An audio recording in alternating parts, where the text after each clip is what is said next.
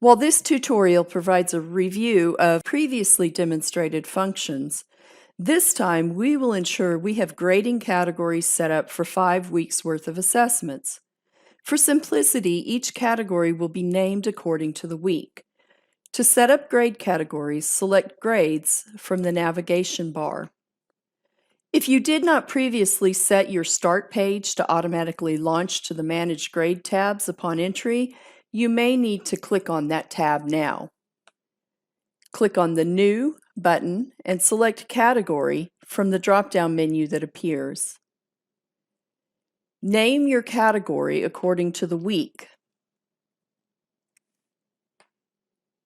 One best practice is to use all caps for categories and to mix upper and lowercase for grade items to distinguish between the two in Gradebook. Click Save and New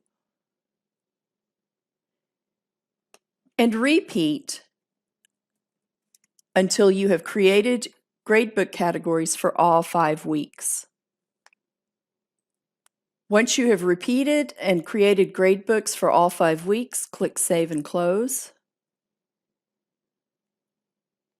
And you will see all of your grade categories set up and ready to fill with grade items.